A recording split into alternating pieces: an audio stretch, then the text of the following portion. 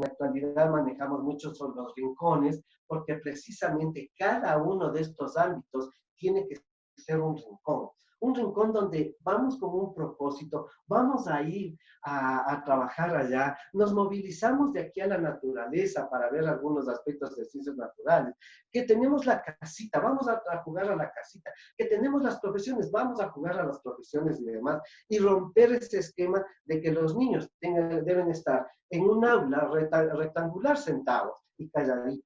Eso ya no se estila, eso ya no existe, ¿sí? Así es que ustedes, quienes más manejan esos aspectos. Y a través de la ayuda de ¿qué? De un medio, que es el medio digital, en este caso, ¿sí?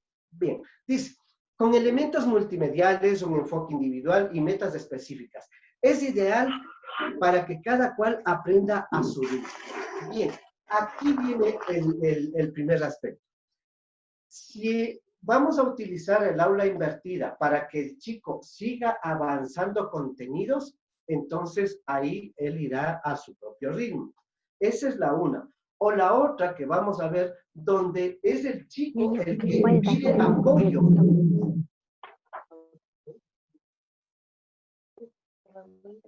¿Tienen alguna duda? Por favor, me avisan nomás si es que necesitan para... Ahorita necesito que me saques porque tengo que recortar. Ay, se vengo a sacar vos. Apaguen los micrófonos, por favor. Silencia. No sé quién es el anfitrión, por favor, para que nos ayude con apagando los micrófonos, ¿sí? Ya. Si tienen alguna duda, alguna inquietud, por favor, me dicen nomás, ¿sí? En este caso, pues, creo que estamos compartiendo con Rita, ¿no? Sí.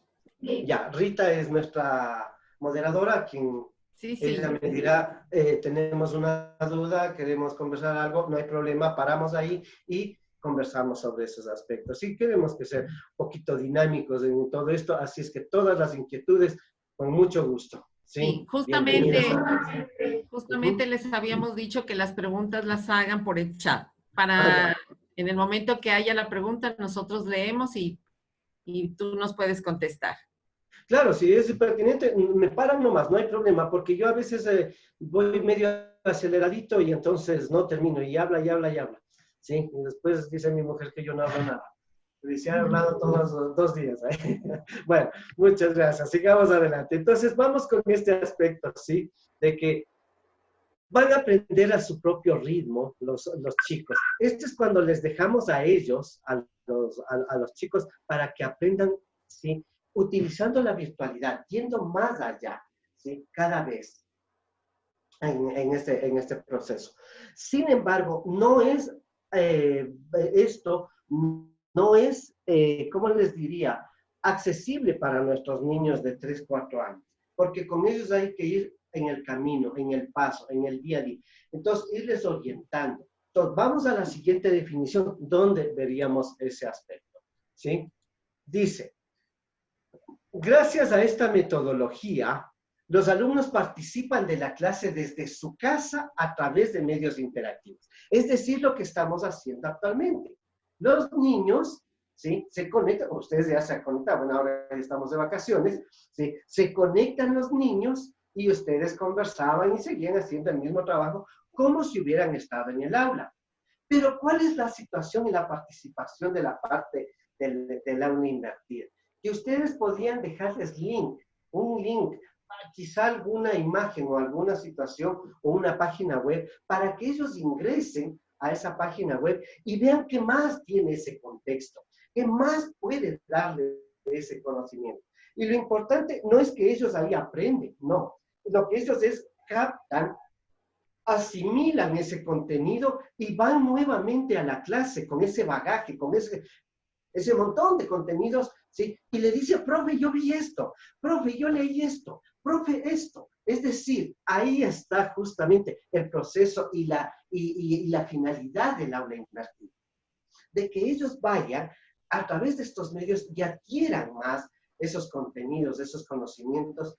Y cuando el profesor pregunte, bueno, estos son los elementos, pero ¿qué pasa con estos elementos? ¿sí? Y un niño diga, mi papá me dijo esto, mi tío sabe esto, mi vecino es profesional en esto. Es decir, ese es el valor que necesitamos nosotros, ¿sí? Que nuestros niños nos traigan esa parte para seguir. Esto es un punto de partida para un conocimiento, ¿sí?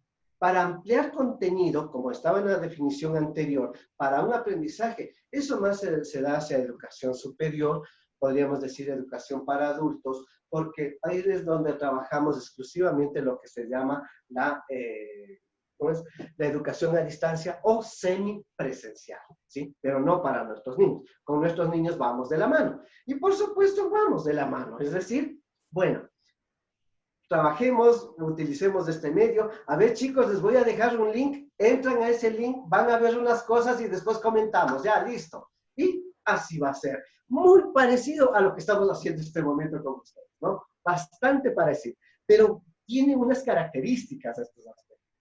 Necesita de mucho liderazgo y de mucha creatividad o innovación en el proceso de desarrollo de los profesores, ¿sí? Y ustedes, las profesoras de inicial, no, yo sé que son bien creativas, la letra que tienen muy bonita y saben hacer esos formis, que es una maravilla. Así es que a ustedes no les va a faltar absolutamente nada de eso. Bien, dice, al mismo tiempo asisten a la escuela para poner en práctica lo aprendido, desarrollando proyectos en equipo con sus compañeros. Lo que les decía, ese bagaje de contenidos, ¿sí? Oigan, chicos, ¿qué les parece? Vamos a ver, veamos un video sobre el planeta, sobre el sistema solar. Ya. Ustedes ingresan en el Google, o bueno, en cualquier plataforma, no quiero dar preferencias a ninguna, ingresan, buscan el sistema solar y vean un video, ¿ya? Listo. Y cuando vean el video, vienen con eso y me van a contar qué es lo que vieron, qué es lo que pensaron. Y cuando se reúnan todos los niños y dicen, profe, yo vi que había 9 planetas, el otro dice, no, solamente hay 8. Bueno, y ahí vendrá una discusión muy linda, ¿no? O sea, el que guía, el profesor, usted, el que se va a convertir en guía, le va a decir, bueno, mira, sí, antes había esto, este otro, bueno, aclararles muchas cosas. El sol, que es grandote, las estrellas, la luna, bueno, y los satélites y todo lo demás. Entonces, eso es lo que se trae, es el punto de partida para un conocimiento. Eso es lo que nos hace el aula invertida, que los chicos nos traigan esa información, más allá de sus expectativas, más allá de que le diga el profesor, a ver, me van a traer mañana cuáles son los colores primarios. Son 3, basta, se acabó. ¿Y dónde está algo más? ¿Sí? Entonces, decirles, bueno, chicos, ¿en dónde encontramos colores primarios? Y claro, a buscar en el internet dónde hay colores primarios. Y yo acabo de encontrar, profe, que hay una bandera, y es la bandera del Ecuador que tiene los colores primarios. Ah, a ver, ¿por qué son esos? Y listo, y discutimos y conversamos. De eso se trata. Es así de sencillo realmente lo que sería manejar el aula invertida. ¿Sí? Dice, las clases invertidas se han transformado en una popular alternativa, ya que brinda una mayor interacción entre docentes y alumnos. Y esta es la parte simpática, porque dice, profe, yo vi en esta página esto, y el profesor tendrá que ingresar y ver. Y esa es la interactividad. ¿Qué está buscando el chico y qué está pensando? ¿O qué pensó cuando hizo esto? Entonces, eso es lo bueno y el trabajo que se configura entre los docentes y alumnos. Yo diría entre los guías, ¿sí? Y los estudiantes. Dice, optimizando el tiempo que dispone y utilizando espacios de encuentro para atender las necesidades reales de los estudiantes. Esta última partecita sería más para la educación a distancia, es decir, cuando se deja todo un proyecto o todo un tema durante toda la semana, ¿sí? Los estudiantes van, revisan, van estudiando, van realizando actividades, llegan a la fecha donde tienen la reunión. Generalmente yo tenía los días sábados, por ejemplo, en la universidad, llegábamos con todas las inquietudes y preguntábamos al profesor y el profesor nos respondía nuestras inquietudes. Y eso es lo importante, porque el profesor va a responder la inquietud individual de cada uno, lo que sería hacerle una clase personalizada. No da la clase para todos y todos tienen que entender exactamente lo mismo, porque eso no existe. Ya sabemos que cada quien, si vemos un partido de fútbol y cada quien vio cosas raras, distintas, y los hechos fueron exactamente los mismos. Imaginemos nosotros con todo este proceso de aprendizaje, esperar que todos los 30 o 40 niños piensen igualito, ¿no? Esa era la educación tradicional, esa era la educación conductista. Ahora no podemos, ya sabemos que no hay eso, hay ¿cómo es? Inteligencias múltiples, cada quien desarrolla una más que otra y la ven con perspectivas distintas. Por eso es que nosotros nos va a ayudar mucho este proceso del aula invertida para ir conociendo un poquito más a nuestros chicos, ¿sí? Y esto es lo que vamos a llegar a eso. Pero con ellos no podemos decir, bueno, toda la semana hagan esta actividad y nos vemos el día viernes y hacemos la parte interactiva. Eso es un poquito difícil con los niños de 3 a 4 años, digamos hasta 5 años. Es más, yo diría, hasta los 14 años, porque ya para educación de adultos a partir de los 15 años quizás se pueda ordenar un poquito en ese proceso, en ese sistema, por este tipo de maduración. Sin embargo, nosotros vamos a trabajar día a día. Y yo por eso les admiro mucho porque tengo una compañera que hoy día, a este rato, sigue dando clases con sus niños.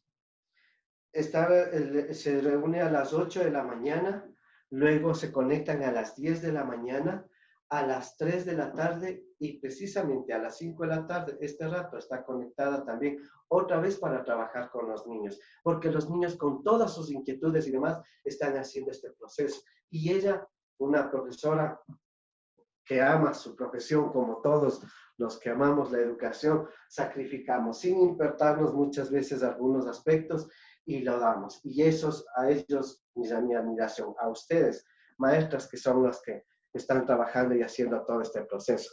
Así es que podemos establecer horarios o demás según nuestras facilidades, ¿sí? Para poder seguir apoyando ese aprendizaje de los niños. Y cuando estemos en aula o cuando estemos así virtualmente, pero todos en el aula, ir desarrollando paso a paso. Para eso ustedes tienen procesos como, por ejemplo, los libros que tienen la editorial, ¿no es cierto? De los procesos de trabajo que se tienen en cada uno de los ámbitos y demás. Veamos cuáles son los... Hasta ahí, ¿alguna duda, alguna pregunta, tal vez, algún comentario? ¿Sí? ¿Por ahí? No hay ninguno. No. Bueno, esperemos que estén atentos. No me había puesto solo la foto. Y estoy atento. Muchísimas gracias. Bueno, vamos hacia los pilares del aula invertida. Los pilares dice que son 4. Perdone, yo tengo una pregunta. Sí, claro. Sí, gracias. Soy de un centro infantil. Me parece muy interesante lo que nos plantea, pero ¿qué pasa con los niños más pequeños? A ver, No tiene, bueno, parece que pueden mandar investigación. Ya. puedes escribir, por favor, ¿Chat? Luego uno puede debatir ningún tema. O sea, aquí un poquito para mí mi interés es presentación.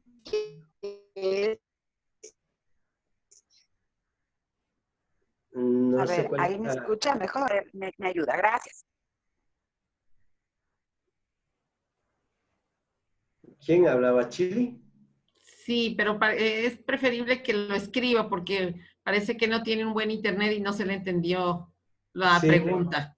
Por favor, sí, es interesante siempre estar atentos a las preguntas, así es que si nos escribe, con muchísimo gusto para contestarles. ¿Sí? Bueno, continuemos. Los pilares del aula invertida son 4, dice, ¿no? Bueno, son los 8. El entorno flexible, ¿por qué es el entorno flexible? Por el horario, porque yo me puedo ingresar al internet, a las páginas web, a cualquier momento, es decir, tengo esa flexibilidad. Eso es lo que me da, ¿no? El entorno flexible. Cultura de aprendizaje. ¿Por qué cultura de aprendizaje? Porque si nosotros le ponemos esos desafíos, esos detallitos a los chicos para que vayan a buscar, busquen en eso, sí, lógicamente podemos orientar dándoles algún link o algún tipo de página web, ¿sí? Pero no darles la respuesta, cuidado, que eso es una cuestión muy distinta, sino empezar a darles ese proceso a ellos, ¿sí? De que busquen, a ver, busquemos esto. Ah, queremos ver las Islas Galápagos. Bueno, pongamos Islas Galápagos. Y cada quien escogerá la página que más le gusta.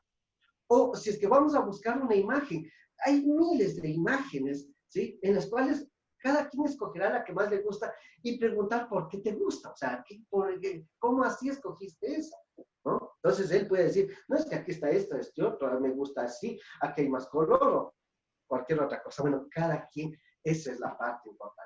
Entonces ahí estamos formando una cultura de aprendizaje, porque es el chico el que está buscando, no es el profesor el que le está instruyendo, sino que es él el que aprende. Por eso hablamos de cultura de aprendizaje, desde chiquitos, desde niñitos, empezar a enseñarles a que busquen, a que investiguen, a que indaguen, siempre. No solamente a través del Internet, pero lógicamente en este caso estamos hablando del aula invertida, de la parte de la digitalización, ¿no es cierto? Hay una pregunta. ¿Sí? Dice así, ¿qué pasa con los niños pequeños? Niños de los centros infantiles que no pueden investigar y debatir sobre temas. ¿Cómo hacer más interactivas las clases virtuales siendo el único recurso de contacto? Ya. A ver. Veamos esto. No es solamente la investigación. Cuando decimos indagar, es también preguntar al papá, a la mamá, al entorno o demás. ¿Sí? Buscar, ver un video, una tele, bueno, vemos un programa o demás. ¿Sí? Todos esos aspectos permiten la conversación. La investigación trata en esto. Cuando el chico pregunta, está investigando. No hay más. O sea, esa es la mayéutica y ya sabemos que ese es el primer proceso de investigación científica, según la parte del señor Sócrates, ¿verdad? Donde solo el indagar, papi, ¿por qué sale el sol? Ah, mijito, ¿por qué? Nos alegra el día. No, a mí me explicas bien, o sea, te sientas y me explicas por qué el sol y por qué el sistema solar y por qué el día, la noche, por qué el calor, el frío y todo lo demás. Es decir, eso es investigar. En esos niños, y justo en la edad de los 2 añitos, me parece, cuando ya empiezan a hablar, ¿no es cierto?, los chicos, ¿sí? A los 2 añitos, 3 añitos, están bien inquietosos porque preguntan todo, quieren saber todo. Claro, quieren conocer ese mundo objetal. Están investigando. Ese es proceso investigativo. Así es que, sí, a través de este aspecto, nosotros podemos llegar a la investigación tranquilamente. No hablamos de aspectos académicos, científicos de profundidad, donde tengamos que explicarle una regla o la ley de la relatividad. No, sino donde el niño entienda en dónde está viviendo, configurándose, ¿sí? Por ejemplo, papi, ¿qué es esto? Entonces yo le digo, mi hijo, esto es un marcador. Ah, ya, él se aprendió el nombre, pero no sabe para qué sirve. No sabe ni siquiera qué contiene ni cómo funciona. Entonces, pero él ya dice marcador. Listo. Cuando el niño ve, porque no es que, y ese es el proceso de investigación, la observación, recuerden ustedes, cuando el niño ve que el papá toma esto, ¿sí? Y hace esto. 1, 2, 3, 4. El niño no sabe ni siquiera que estos son números, pero él empieza a asociar que ese aparatito que le dijo que se llama marcador hace algo frente a esta pared. ¿Ya? Y entonces el niño asocia. Y cuando el niño asocia, quiere vivir, quiere experimentar. Vamos a ver si es que funciona ese proceso. Y toma este marcador calladito del papá y le pintarrajea todas las paredes. ¿Sí? ¿A quién no le ha pasado? A los que hemos tenido hijos. Yo hasta ahora tengo ahí el cuarto de mi hijo pintarrajeado y rayado y todo lo que él me hizo con esfero, lápiz, marcador, carbón, con todo lo que encontraba, iba haciendo sus garabatos. Justamente ese es proceso de investigación. Está buscando cómo llegar a ese mundo objetado, ¿sí? Así es que sí hay proceso de investigación con los niñitos, ¿sí? Y el proceso de reflexión tendría que ser mucho más en el sentido de ¿para qué quieres? ¿Y qué determina este aspecto en los centros? Por eso con los más pequeñitos no hay problema. Solo cuando ellos pregunten, listo. Están ya indagando, están investigando. Así es que sí tenemos nosotros por, llegar al proceso de indicar o de hacer la parte de la mayéutica, que es justamente el proceso de qué buscar en los niños, hacer un diálogo de preguntas, es decir, llegar a todos esos aspectos, ¿no? Con lo que nosotros podríamos alcanzar. Así es que sí se puede, y con los chicos mucho más todavía, ¿sí? ¿Alguna cosa más tal vez?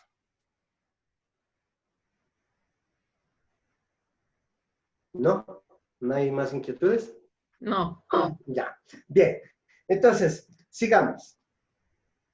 Decíamos que ya la cultura del aprendizaje, donde el niño va a investigar, a indagar y todo lo demás, y es lo que le vuelve, ¿sí? Desde pequeñitos, a que siga buscando, indagando, investigando y demás, hasta alcanzar lo que él quería, saber de qué se trata todo este proceso y este mundo objetal. Y cuando ya llegue a la universidad, seguirá haciendo ese proceso. Por eso es la cultura del aprendizaje, ¿sí? Cuando se da este proceso, muchos, los niños que son lectores, o bueno, los jóvenes o los adultos que son lectores, saben precisamente que empezaron por este proceso de investigar, de preguntar, de indagar, de llegar más a ver cada vez más, y por eso se dedicaban a leer. Y cuando leían empezaban a encontrar respuestas y les empezó a gustar mucho la lectura. Este es uno de los pasos que se tiene que hacer como base, justamente para que sigan hacia adelante. Hasta ahora, muchos de los que nos gusta la lectura sabemos que estamos siempre buscando, leyendo, preocupándonos, ¿sí? Y de pronto, no he leído un libro, pero viene alguien y me lo cuenta, porque yo le digo, ¿leíste tal libro? Sí, se trata de eso, y me cuenta, y hacemos comentarios, ¿no? Estamos en proceso de progreso. Los contenidos son directos, sí. En el aula invertida, ¿por qué? Porque estamos yendo a una cosa específica. No dilatamos, ¿sí?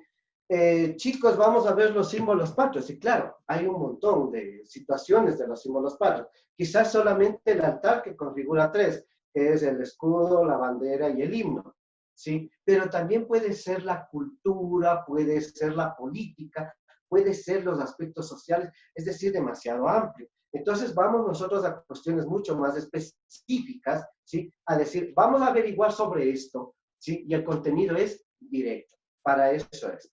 Y por supuesto, el docente se convierte en guía. Deja de ser docente y llega a ser un guía. ¿Por qué? Porque lo que ellos me traigan de información, yo les oriento, ¿sí? No al decirles si está bien o está mal, porque pueden traer cosas que no correspondían, sino de hacerles reflexionar. El desequilibrio cognitivo. ¿Está bien esto que trajiste? ¿Por qué? ¿O está mal? ¿Por qué?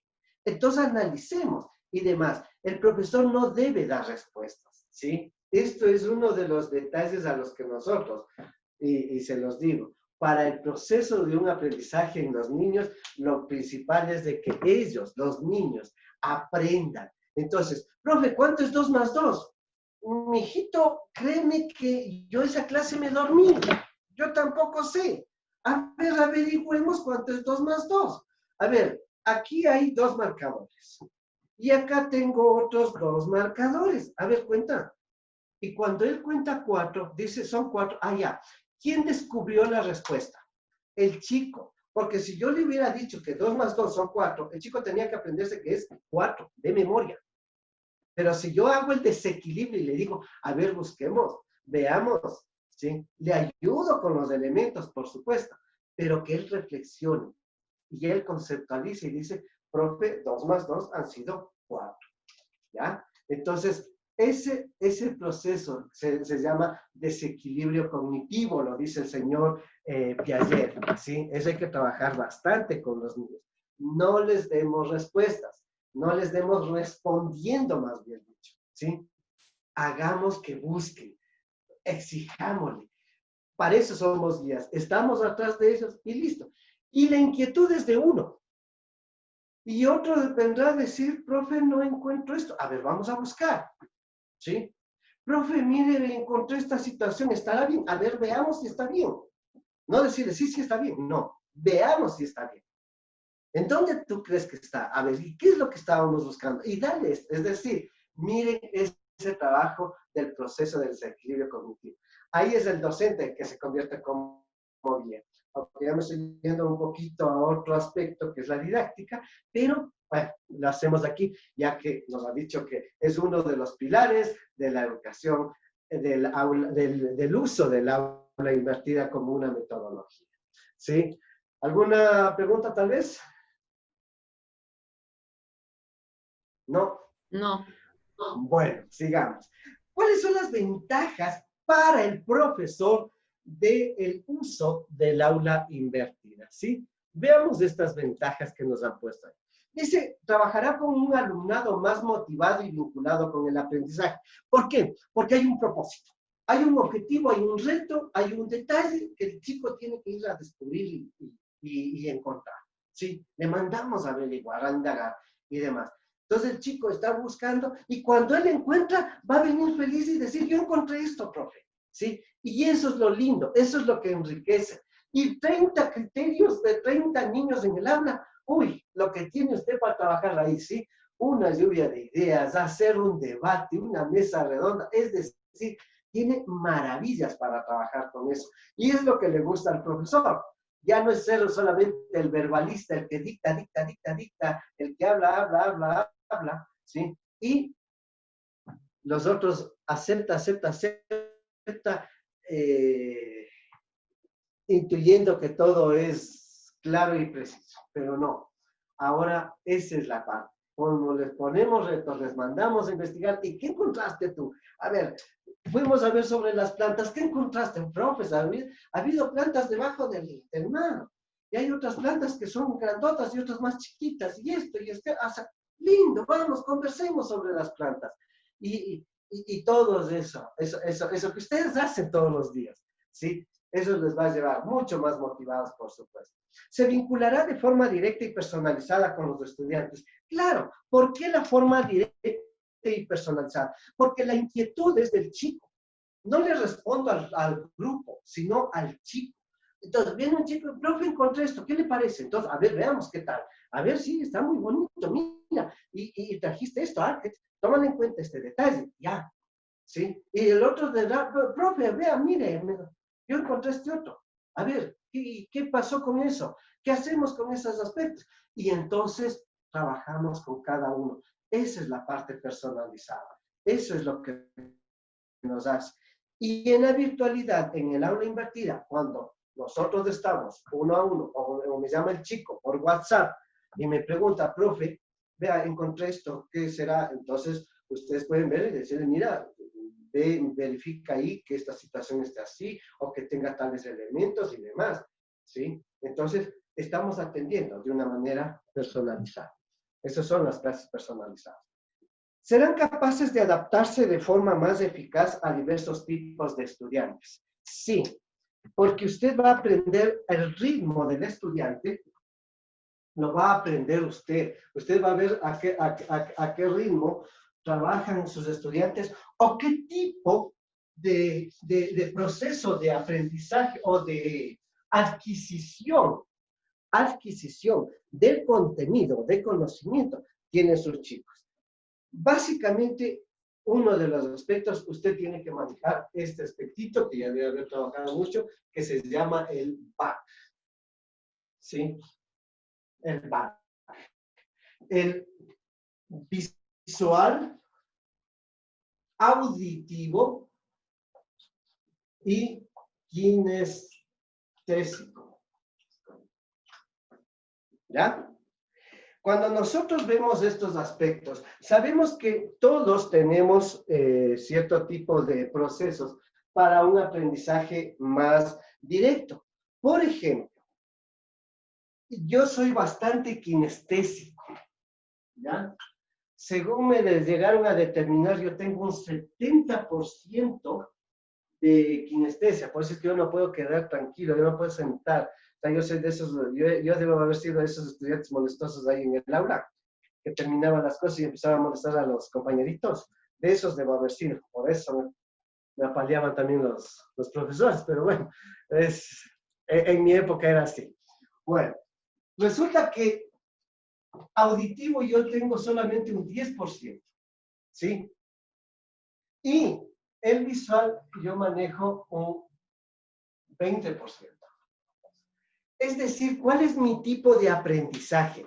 Mi tipo de aprendizaje es más kinestésico, es decir, haciendo las cosas. Yo tengo que hacer, que ponerme, que sentarme a hacer, que graficar, que dibujar, que pararme para poder captar de mejor forma.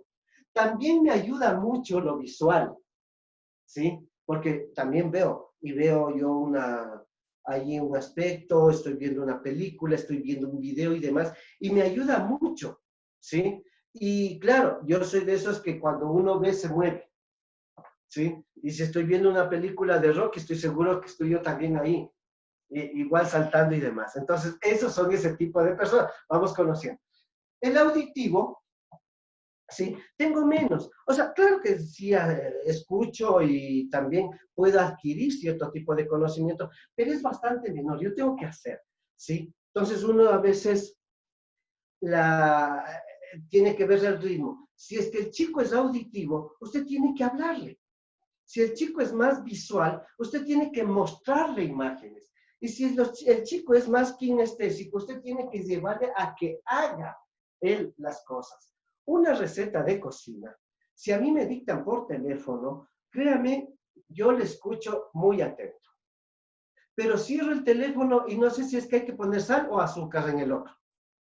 O sea, yo me olvido así, a los 10 segundos. ¿Sí? Porque no le capto bien. ¿Sí? Yo tengo que ver y qué hacer. Entonces, yo le voy viendo en la tele al señor que dice, corta las papas y pon las papas, yo corto las papas y pongo las papas. Es decir, así aprendo. Ese es el aspecto como usted puede ir a identificar que va a ser capaz usted de ver sus diferentes tipos de aprendizaje de sus chicos.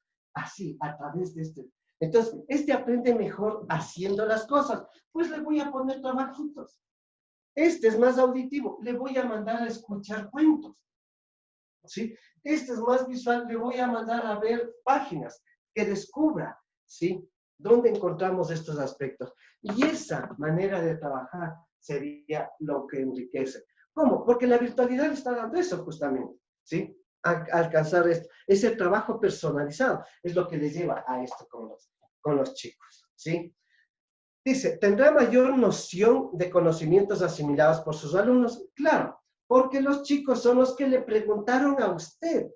Ellos querían informarse de un detalle y usted les contestó justo ese detalle o les hizo reflexionar sobre ese detalle, el desequilibrio cognitivo. Y entonces, ¿qué sucede con el estudiante? Claro, asimiló a su manera y usted está mucho más feliz, es decir, está más pendiente de que sí, me preguntó, es porque estaba preocupado, ya asimiló, ahora ya puede contestar y hacer el trabajo, ¿sí? Y el otro tendrá otra inquietud distinta y usted le ayudará, ¿sí? A que descubra ese contenido, ese conocimiento y por supuesto ese chico, pues ya tiene su noción y entonces usted sabe cómo aprendió cada uno. Le aseguro que no va a necesitar usted ponerles una calificación, ya los está evaluando directamente. ¿Quién requiere mayor atención? ¿Quién requiere menos atención? O sea, usted ya tiene esa percepción. No necesita ponerles una prueba, calificarles, porque eso tampoco se hace inicial, recordemos, ¿sí? Sino que se hace una evaluación, eso sí, para ver quiénes tienen más aventajados, quiénes pueden llegar a procesos más, ya sea en aspectos académicos, físicos, sí, deportivos o demás, en este proceso. ¿Ya? Bien. ¿Qué se necesita para poner en práctica una clase invertida? Lo que nosotros necesitamos son tres cosas: creatividad, el internet y la didáctica. La última parte es usted. La creatividad es la imaginación para proponer ese enfoque atractivo al tema, ¿no? Que se va a trabajar. Es decir, usted tiene que imaginar. Si voy a trabajar un ámbito, bueno, varios ámbitos que trabajamos, porque es integrador, ¿no es cierto? Nosotros trabajamos un aspecto con varios ámbitos, ¿no es cierto? Entonces, como es integrador. Pero usted tiene que imaginarse cómo va a ser la clase.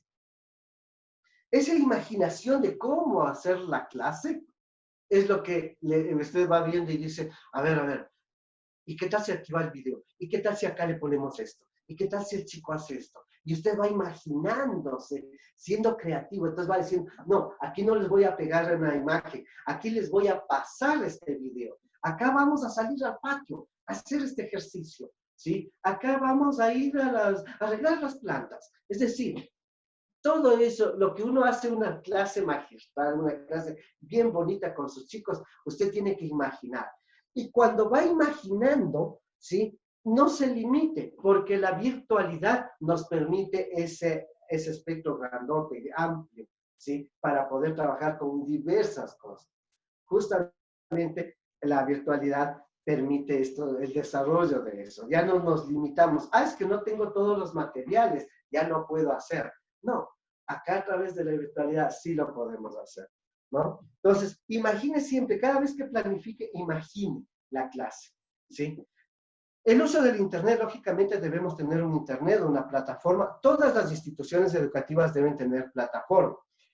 Y sabemos que las instituciones educativas del Estado tienen la plataforma del Ministerio de Educación y muchas instituciones particulares, si no son todas, siempre han contratado una plataforma.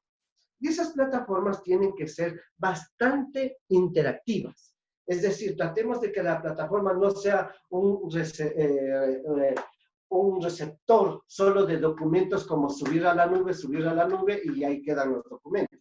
No, sino que pueda ser hasta interactivo, justamente como esto, donde el chico tiene una necesidad y puede conectarse con el profesor, ya sea a través de un mensaje del chat o de lo que sea, ¿sí? Para preguntarle ese momento, profe, mire, encontré esta situación, ¿será posible que pueda utilizar o no la puedo utilizar? Veamos, hagamos un análisis, ¿no es cierto?, sobre esos aspectos. Así es que esas plataformas son las que nosotros tenemos que ver, nos han facilitado muchísimas, actualmente hay un montón que están justamente para este tipo en todo el mundo que estamos trabajando desde casa, nos están dando y mejorando mucho esas plataformas, ¿no? Ser mucho más interactivos. La didáctica son los ejercicios, actividades que van a desarrollar los chicos, ¿sí? Esas didácticas, esas actividades o demás, generalmente, y después, si desean, les puedo indicar, ¿sí? Generalmente, en los textos escolares, ¿sí? En este caso de la editorial, usted lo tiene aquí, ¿sí? Mire, vamos a trabajar este aspecto, ¿no? Entonces, lo va a tener aquí, y aquí está el proceso, aquí está la destreza, aquí está el indicador, ahí está el tipo de logro que queremos, aquí están los procesos y alguna información adicional, ¿sí? En algún momento también podríamos encontrar el tipo de metodología que se podría trabajar con respecto a este proceso o a este proceso que vamos a trabajar. Todos los textos, casi todos lo tienen esto.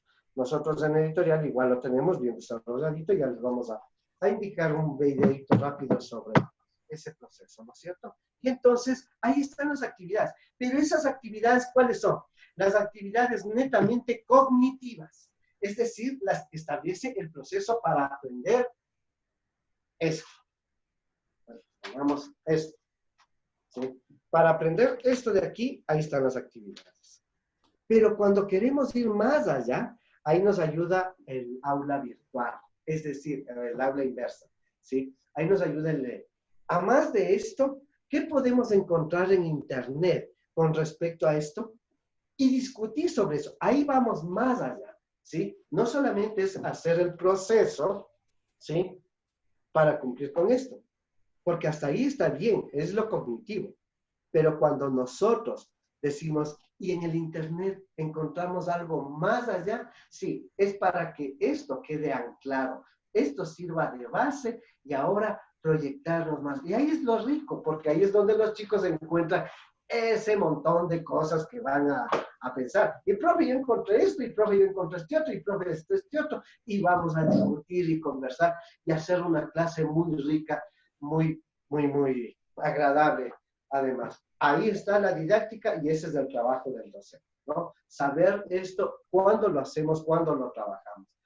Mucho, ustedes trabajan con algo que se llama el currículo oculto, ¿sí? Muchos más, los profesores de inicial tienen que trabajar con demasiado lo que sería el famoso currículo oculto, es decir, ese montón de didácticas, actividades para tenerles siempre atentos a los chicos. Hay ¿Sí? una pregunta, Iván. Claro, claro, claro. La voy a leer. ¿Cómo se puede emplear el aula invertida con niños con alguna necesidad educativa especial, ya sea una diferencia visual, auditivo o algún trastorno del desarrollo? Ya. Bueno, primero, hay que determinar cuál es el tipo de situación o de discapacidad que tenga el estudiante. Si tenemos como una discapacidad visual, ¿sí? La FENSE y la, ¿cómo es la que entrega los carnets de estos de discapacidad? ¿No? Ellos trabajan con aspectos como, por ejemplo, se llama AUS. Es un aparatito que le traduce del Word directamente lo que está escrito y le indica auditivamente lo que ahí está escrito, ¿sí? También hay otro trabajo y se está desarrollando actualmente una tesis muy importante, se los digo ya desde ya, ¿sí? Porque fui parte del proceso que me indicó esta compañera, que está desarrollando a través de lo que es equipos de 3D, es decir, para imágenes en 3D. Entonces están desarrollando aspectos justamente académicos para cierto tipo de discapacidades, por ejemplo, los visual o los auditivos que tendrán que trabajar con, bueno, si son visuales y pueden ver el alfabeto, pues trabajar desde ese aspecto. Ahora, los que tienen discapacidad, digamos, mental, es decir, un síndrome de Down o demás, ¿sí? Tenemos que ir primero ver qué nos dice el DESE con respecto a este proceso. ¿Sí? El DESE es el que maneja eso, ¿no es cierto? El DESE nos dice, miren, este chico tiene una discapacidad de tipo tal, ¿sí? A tal grado que él solo puede hacer hasta este aspecto. Entonces buscamos la virtualidad, las páginas virtuales, solamente de esos aspectos. Si nos toca, como me decían antes, ¿no? Teníamos una niña de 12 años, pero que no alcanzaba a los 6 años realmente su capacidad de aprendizaje, de entendimiento. Entonces, claro, hay que hacer las actividades de los 6 años. Entonces, planificamos sobre eso, ¿sí? Pero esa parte es netamente basado en el DES. No es que nosotros tenemos una generalidad y a todos les ponemos ahí mismo, no. Necesidades educativas especiales, sí, tiene un recurso que es exclusivamente un informe del DESE donde nos dice qué podemos trabajar y hasta dónde podemos trabajar. Si es que el DESE no les ha funcionado muy bien, o más bien dicho, no les ha presentado quizá estos aspectos, usted tiene en cada distrito, ¿sí? Educativo, usted puede presentar precisamente la necesidad a la que y ellos les van a dar una orientación. Hay un instructivo del DESE justamente para este manejo. Y eso lo hacen a través de los distritos, de los DESES de los distritos. ¿Sí? Esto, bueno, creo que sobre educación inclusiva se ha hecho tanto, que hay tanto documento que tal vez o desconocemos o hemos leído tanto que ya perdemos la noción muchas veces. Pero esto sí tiene que ser una orientación mucho más allegada con los DESES. ¿Sí? Que nos diga. Y si él le dice, el niño no va a pasar más allá de sumar, pues digamos solo hasta la suma. No hay más. Así ya tenga 15, 16 años. Pues listo. Hasta ahí llegamos con él. Y trabajamos páginas virtuales que tengan solo hasta ese proceso. Hay mucho con respecto a eso. Y ustedes saben ahora los videos. El Pouto es una de las cosas que ¿Han visto ese muñequito cuando hacen la propaganda y salen unos muñequitos escribiendo, dibujando, hablando y demás? Ese es el famoso Pouto. Por ejemplo, eso ayuda mucho precisamente en estos aspectos, ¿no es cierto? Trabajar con eso, crear con esas páginas, con el Wix, el Pouto, el Kakudo, cualquier otro sí, medio, trabajar estos aspectos para ellos. Lógicamente, yo entiendo que ustedes están atendiendo a un grupo de 30, 40 estudiantes y entre ellos tenemos 2 o 3 necesidades educativas especiales. Pues ahí requerimos netamente la ayuda del texto para que ellos nos orienten y saber cómo trabajar con eso. Como les decíamos, en la individualidad nos damos cuenta de eso y vemos nosotros cómo trabajar con eso igualito, ¿sí? Porque este rato puede ser más personalizado, es más tutorial, ¿sí? ¿A quién atendemos más? Al hijo que está más enfermo, ¿no es cierto? O al que necesita más, ¿verdad? O sea, justamente es eso. Si yo les dejo trabajando a todos los chicos en el aula, haciendo un dibujito, pintando, por ejemplo, un paisaje, ¿sí? Y con este niño estamos solamente recién en un triángulo. Listo, yo me siento con él y le doy atención a él, mientras los otros sé que están ahí. Y si es que alguien tiene la inquietud, le dejo un ratito y voy a trabajar. Y esa es la parte tutorial, ese es ser el guía realmente, ¿sí? Entonces, primero ayudémonos, lo primerito. El DS tiene que darnos cuáles son las instrucciones, los procesos para trabajar con ellos, con esos niños. Y la virtualidad le va a permitir muchísimas páginas para trabajar con cierto tipo de personajes, de necesidades especiales, ¿sí? Y que hay páginas justamente especializadas en esto, ¿sí? Como las encontré algún momento, si no estoy mal, había una página en Colombia. Creo que la trabaja el Ministerio de Educación de Colombia con esos aspectos. Y tiene una cantidad de aspectos didácticos, dinámicos, tiene material didáctico justamente para ellos. ¿Sí? Así es que eso lo podemos encontrar tranquilamente en el Internet. ¿Alguna otra inquietud tal vez? No, todo bien. Bueno, sigamos. Bueno, ¿qué es lo que hay que hacer? Vamos nosotros en la planificación, o sea, cuando ustedes planifican por experiencias, ¿no es cierto? Ya. Entonces, ustedes planifican por experiencias y decimos, bueno, esta experiencia, ¿qué es lo que quiero obtener de esta experiencia? ¿Ya? De esta experiencia voy a llegar a hacer algo. Y ahí viene toda la planificación, los ámbitos, las destrezas y demás. Entonces, cuando usted va planificando ese proceso, ahí es donde usted tiene que inventar la tarea. La tarea, y esto es lo que nosotros tenemos que ver, perdón, un ratito, ¿sí? La tarea tiene que ver con el aspecto de que, ¿qué hacen los chicos como tarea?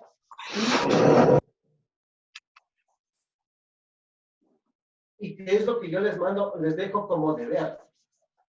¿Ya? La diferencia entre la tarea y el deber, ¿sí? El deber es un acto mecánico. Es mecánico. El deber es repetitivo. Y busca reforzar un aprendizaje memorístico. Va a reforzar la memoria. En ese caso, los deberes, compañeros, no se mandan a la casa. Los deberes nunca se mandan a la casa. Los deberes se hacen en la escuela. Los deberes se hacen con el profesor. ¿Por qué? Porque en la necesidad de ese acto repetitivo, cuando yo le mando a hacer unos cuantos ejercicios, ¿sí? Con la misma tónica, a ver chicos, vamos a hacer la suma de 2 cifras. Y le ponemos unas con 0, un 12, un 43, un 47 más 99. Bueno, y todo eso, y cada vez más difícil, ¿sí? ¿Qué tal si es que en algún momento el chico pierde la noción de ese proceso y necesita preguntar algo? En la casa no hay el especialista, ahí no es el papá no sabe matemática, la mamá no sabe matemática, ¿sí? De pronto puede ser una familia analfabeta, ¿sí? Y entonces, ¿cómo resolvemos eso? O, como le mandaban a mi hijo, el del álgebra de Baldor, que resuelva tales ejercicios, ¿sí? De los casos de factoreo. Y él lo hacía. Pero claro, hay unos ejercicios donde tienen de pronto alguna cosa, un significado, un signo distinto, alguna cosa distinta, y él decía, a ver, ¿y aquí cómo es esto? Pero no tenía el especialista. Me venía a preguntar a mí, yo de matemática no entiendo nada, ¿sí? La mamá tampoco. Entonces, ¿qué tocaba hacer? Para que no saque cero, ¿sí? Enseguida coger y buscar un profesor y decirle, ve flaca, a una amiga, no seas malita, dame resolviendo este problemita. Paga la foto, llegaba la foto, ella me decía, no te preocupes, toma, ya, me escribía en un papelito, me tomaba la foto, me mandaba a mí y yo se la mandaba a mi hijo. ¿Qué proceso de aprendizaje se dio ahí? Ninguno. Y los otros niños o los otros estudiantes que esperaban que llegara su primer compañerito para pedirle el cuaderno prestado y poder hacer el deber, es decir, copiar. Eso es lo que hacen los deberes. Los deberes se hacen en el aula, los deberes se hacen con el profesional, porque ahí está el profesional para responder. Las tareas,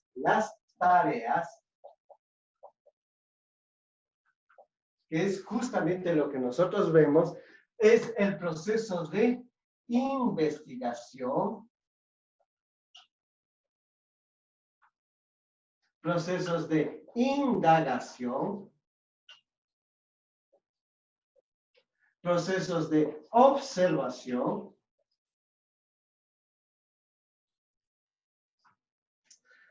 procesos de, ¿cómo es esto? De compilación, entre otros aspectos, ¿sí? Donde es el chico al que yo sí le puedo mandar una tarea. A ver, chicos, para mañana todos me indagan, ¿sí? ¿Cuáles son los símbolos patrios? Punto. Se acabó. No necesita el especialista, ¿sí? El papá de pronto no sabe, la mamá tampoco sabe. Bien. Entra al internet, símbolos patrios, y tal le salen los símbolos patrios. Y entonces viene un chico y dice, profe, encontré como símbolos patrios el himno y la bandera. Y otro dice, oye, pero ahí te falta, yo encontré el escudo. Y otro dice, yo también encontré la cultura, la diversidad, la identidad. Es decir, y empieza a ver todo eso. Eso es una tarea. Diferente a un deber mecánico repetitivo donde el chico solo refuerza la cuestión memorial, de la memoria. Acá, esto es lo que hay que mandar. Entonces, lo que debemos dejar a los chicos son tareas y no deberes. ¿Ya? Porque el deber lo termina haciendo el papá, la mamá o cualquier otra persona extraña. O copiando el compañerito del uno al otro. No, esto lo hacen conmigo en clase. Mientras que la tarea, sí, pues de eso se trata. Vamos a ver cómo te alimentas en casa. A ver, ¿qué desayunas en casa? Esa es una indagación. Unos desayunarán pancito con cabecito, otros con huevitos, otros de pronto es un tigrillo, especialmente en la costa, un desayuno así de rico y demás. Bueno, pues, es decir, miren qué bagaje de contenidos traen todos los chicos y vamos a tener en el aula precisamente eso, ¿sí? Es decir, mira lo que ha sabido almorzar, digamos, desayunar, y vamos anotando y todo, y vamos trabajando. Es el punto de partida. Cuidado, no es un acto repetitivo al cual esto no lo tenemos. Por eso esto en clase, esto sí en la casa, a esto se le puede mandar tareas a la casa. Ahí sí. Pero cuando son aspectos académicos, netamente donde requieren la presencia del especialista, eso no se manda a casa, eso se lo hace en el colegio. Entonces, por eso dice, inventar la tarea. A ver, ¿qué les mando a indagar? ¿O qué les mando a observar? A ver, según el proyecto, según el esquema, según la planificación, ¿sí? El tema es las plantas. Les mando a observar qué plantas hay en tu jardín. O si es que no tienes jardín en tu parque, al lado, ahí por el barrio, ¿sí? Que busque. ¿Ya? Pero que sean así. Y entonces, por último, tráiganme fotos. ¿Ya? A ver, tráeme fotos de todas las plantas que tienes en tu casa. Listo. Y va a venir ¿Se imagina qué cantidad de plantas llegará? Profe, yo solo tengo 2 macetitas. No, pues el otro tiene, pero jardín botánico. Entonces, imagínese usted. O sea, qué riqueza para trabajar esto, ¿no es cierto? Este es el proceso del aula invertida. ¿Ya? Entonces, inventar qué hago con ellos para la tarea, para que se adelanten, se anticipen, traigan esa información, ¿sí? En estos aspectos. Bueno, la tarea tiene que ser de fácil acceso. Lógicamente, si nosotros hablamos de la hora invertida, debe estar en el internet, que no sea complicado. Lógicamente, sabemos nosotros que tenemos un control parental porque de pronto alguna palabra puede desviar y eso llevarles a otras situaciones. Así es que hay que tener justamente esos detalles. Que la tarea sea de acceso fácil.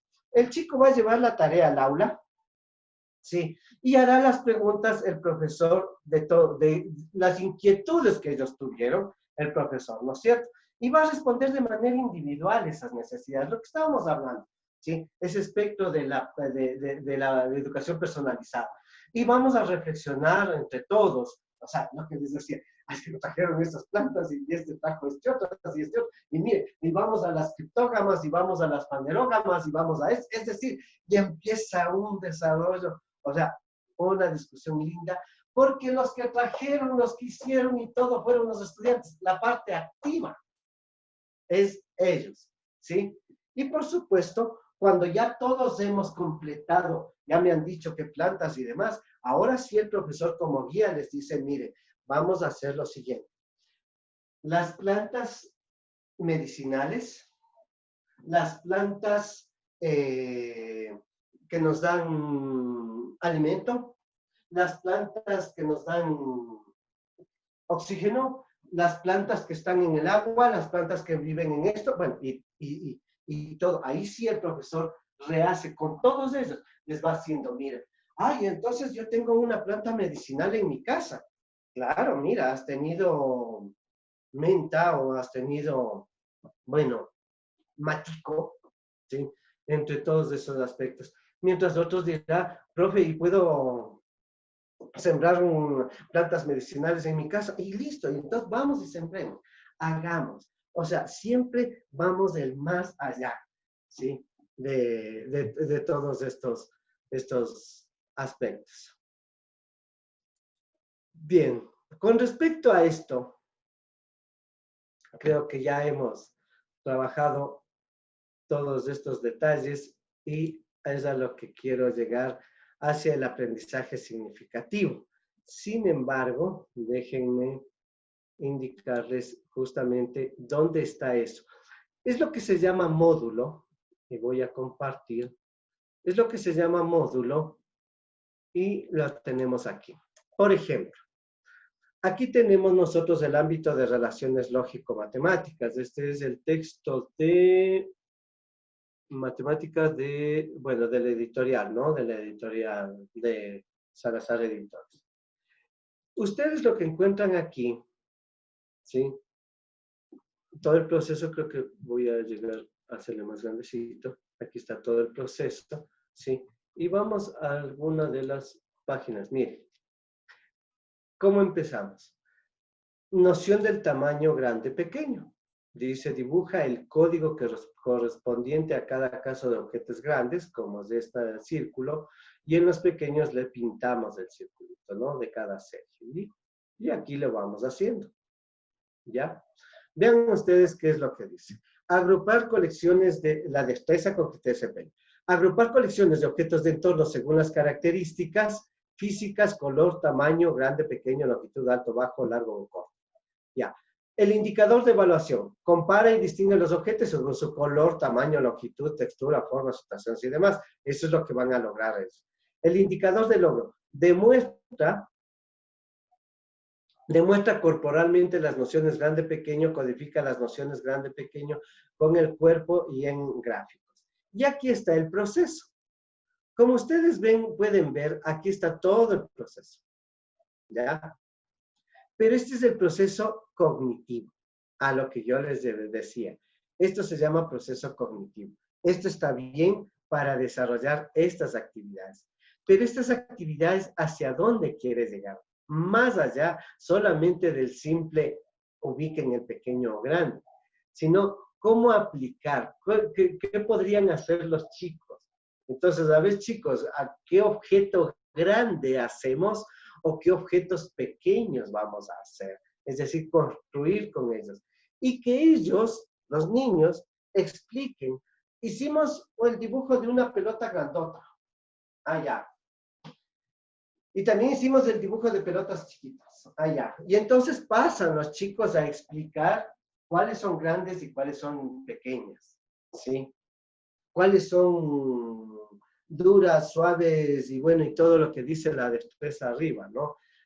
Alto, bajo, largo, corto y todo lo demás. Color, cuáles son de tal color o demás. Y todos esos aspectos es lo que ustedes ya tienen en los textos. Así es que no es tanto el trabajar esto, ¿no?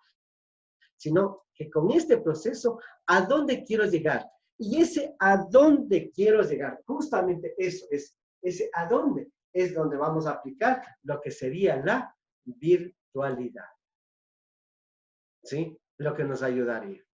Bien, ¿alguna pregunta, alguna duda, inquietud antes de pasar al aprendizaje significativo? No, no hay pregunta. ¿No? Bueno, a ver, buenas tardes, dice por ahí. Veamos aquí los chats. Buenas tardes. Pregunta, ¿qué pasa con los pequeños? Ah, sí, ya hablamos de eso. ¿Cómo se podría emplear el aula con alguna necesidad? Ya hablamos. Y podríamos conseguir... Buenas tardes. Podríamos considerar la pedagogía invertida parte del enfoque constructivista.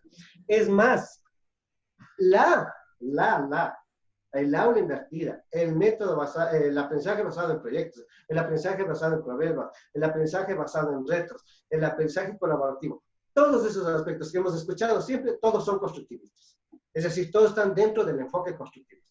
Porque todo está construyendo el chico, todo está desarrollando el chico y todo está aprendiendo el chico. No le estamos enseñando a los profesores, no. Ellos están haciendo. Cuando yo les mando a investigar, a indagar, a averiguar, a hacer esto, es decir, les digo, a ver, observen y cuál fue el fenómeno, ¿sí? Veamos qué pasó. Chicos, mañana quiero que vean el cielo desde las 2 de la tarde hasta las 6:30 de la tarde, cuando ya se oscurece. Y a ver qué pasó, qué fenómenos hubo. A ver, mañana me cuentan, ¿qué estoy haciendo? O sea, ellos van a hacer, a buscar, a averiguar, y eso...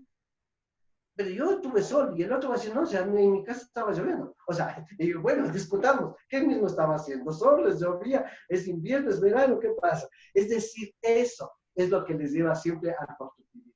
¿Sí? Así es que esta es parte del constructivismo. Son métodos para llevarles al constructivismo. O sea, les estamos haciendo constructivistas, ¿sí? En este proceso. Y justo en el aprendizaje significativo, no hay más. El aprendizaje significativo es constructivista.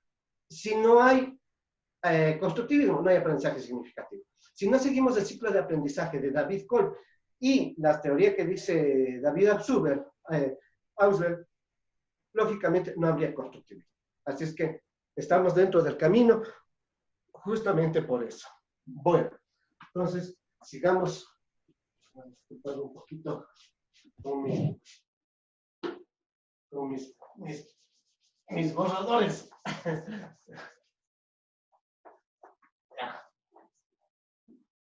¿Qué es el aprendizaje significativo? O sea, justo, debe tener significado para alguien, ¿sí? O sea, tiene que tener ese significado, ¿sí? Brevemente. Ay, es una triste historia que me la acabo de acordar. Lamentablemente no pude graduarme con mis compañeros porque me quedé en matemática de grado. ¿Y por qué? Porque había una cosa que se llamaba tabla de logaritmos, era un librito blanco con rojo, ¿sí? Que yo no le entendí absolutamente nada. No sabía, nunca supe para qué sirve. Y por supuesto, por esa situación, yo no pude alcanzar el puntaje necesario y me quedé. Y me gradué en septiembre, después de mis compañeros. A manera de castigo, mi mamá me mandó con mi tío a trabajar al oriente. Me fui a trabajar en Patuca. Mi tío era ingeniero en vías y estábamos haciendo los estudios de una vía, de por allá en el oriente. Cuando en un momento de esos, en medio de la selva, créanme, teníamos que hacer una curva, ¿sí? Y mi tío dice, para hacer la curva hay que hacer una triangulación, hay que hacer esto, pongo un punto aquí, este otro. Y de pronto, en medio de la selva, mete la mano en la chompa y saca ese librito que me torturó y por el cual yo estaba ahí en el orden. Era la tabla de logaritmos. Y mi tío cogió ese librito y leía y anotaba unos números. Y leía y anotaba y sacaba numeritos por ahí. Y cuando él dijo, a ver, ponga aquí, ponga acá, y salió la curva. Ah, ese librito ha sabido servir para hacer carreteras. Sí, ese librito sirvió para eso. Pero como a mí nunca me explicaron para qué servía, yo no le puse ni el mayor interés y por eso me quedé de grado. Ahí nunca tuve aprendizaje significativo. El profesor me dio un año eso. Y yo no entendí nada hasta cuando vi esto. Entonces, el aprendizaje significativo es cuando usted le da el significado para que sea significativo para el chico. O sea, algo que le sirva a él. ¿Ya? Voy a hacer este paréntesis aquí porque, verán, compañeros, lo mismo que conversamos en otro rato con otro grupo, ¿sí? Es importante, y yo no niego que ustedes son tan muy buenas profes haciendo las figuritas y demás. Y cada vez que va a empezar el año lectivo nos mandan a arreglar el aula, es decir, a adornar el aula.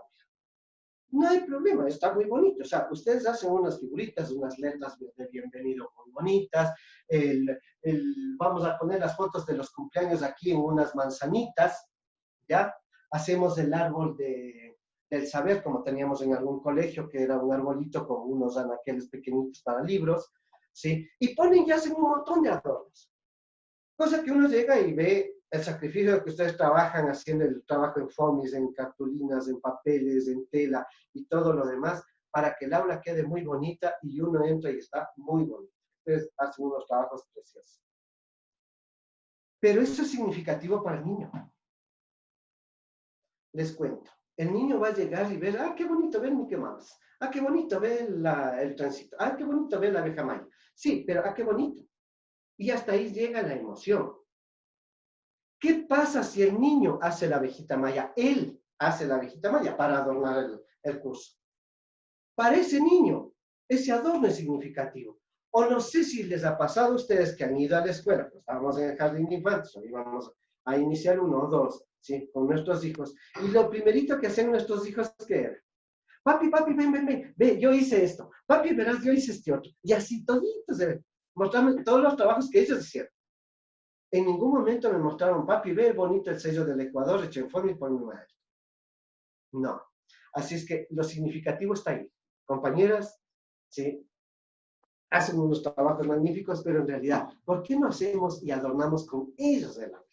Que ellos los sacrifiquen, que ellos hagan ese mapa, ese escudo, esas manzanitas, ese trencito, ese Mickey Mouse. Usted tiene que ayudarle, por supuesto, hay son niños que no pueden cortar todavía, ¿sí? Es lógico, o que no pueden dibujar y demás. Listo, usted está para eso, para guiarles. Pero que él sienta que hace, que construye eso y que él pegue, ¿sí? Porque eso, yo hice eso. Por eso, cuando él diga yo hice eso, eso es lo significativo, ¿sí? Creo que ahí resumo en realidad lo que tendríamos que llegar a esto, ¿sí? No es ser malos. Yo siempre les pedí, cuando yo estaba de vicerrector de un colegio, les dije, dejemos las paredes blanquitas, limpias, el aula limpiecita y demás, y empiecen ustedes a adornar con los chicos. Hay detalles como el horario, las palabras de bienvenida y todo eso es normal, ¿sí? Pero el resto, vamos con ellos, haciendo con ellos, ¿sí? Que ellos sientan dónde está la significación en este aspecto. Bueno, entonces, ¿qué es el aprendizaje significativo? Verán, aquí les traje toda esta teoría que no nos vamos a poner a leer, lógicamente, ¿sí? Es la teoría del señor David Altshuler, ¿ya? Donde básicamente lo que él dice es esto. ¿Ya? Esto. Un nuevo conocimiento, ¿ya? Un nuevo conocimiento se relaciona con un conocimiento previo. ¿Ya? Y eso es como nosotros aprendemos. Eso es un aprendizaje significativo. Pero eso es netamente cognitivista. Netamente cognitivista. Y les voy a dar el siguiente aspecto. ¿Ya? ¿Cómo aprendimos ustedes? Voy a poner el mismo proceso de la otra vez. A ver. ¿Saben comprar pan? Me supongo que todos sabemos comprar pan. Claro, solo tengo que ir a la tienda y pedir, deme $1 de pan. Y ya compré pan. ¿No es cierto? Pero en realidad, ¿cómo aprendimos a comprar pan? Y les voy a indicar dónde está la parte significativa de esto. Cuando usted se cambió de barrio, se casó y se fue a vivir al barrio del esposo o a otra ciudad o a otro país o demás, ¿sí? No le queda más que empezar a adaptarse, ¿verdad? Y claro, pan hay en todo el mundo. Y usted salió, fue a una tienda la primera vez y fue y compró, señora, regáleme, por favor, cuidado, no vecino, sino, señora, por favor, regáleme, digo, véndame unos pancitos. Y la señora le va y le da los pancitos y usted se fue y se tomó su cafecito. Muy bien, hasta ahí todo normal. Hasta ahí, ¿qué tiene que ver de comprar el pan con algo significativo? Pues sí tiene que ver. Porque cuando usted sale de su oficina y resulta que por aquí huele una panadería, por ahí pasa por una panadería y dice, qué rico pan, huele rico, a ver, pan calientito.